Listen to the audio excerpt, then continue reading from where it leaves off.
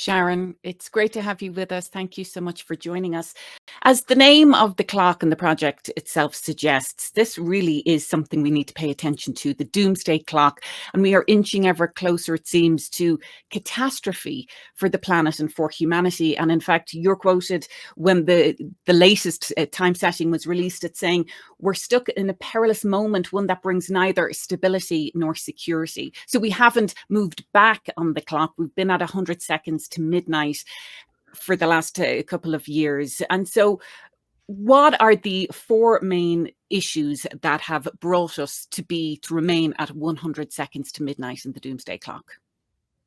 So let me just back up a second and talk a little bit about the history of the clock. So the clock was actually started or became an icon on the Bulletin of the Atomic Scientists in 1947. And at that time, it was mostly focused on nuclear weapons because that was the the biggest existential crisis that we faced.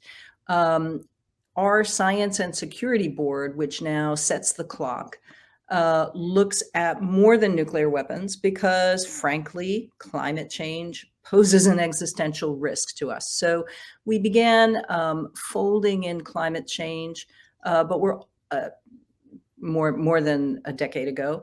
But we also look at other kinds of threats. So biosecurity, disruptive technologies. One thing we highlighted a few years ago was the impact of a corrupted information ecosphere, you can call it, on our ability to govern. You know, when we no longer, and I think the COVID pandemic highlighted this for us, when people don't know what's truth and what's fiction, what's accurate information and what's disinformation, it makes it harder to agree on solutions. It makes it harder to go forward.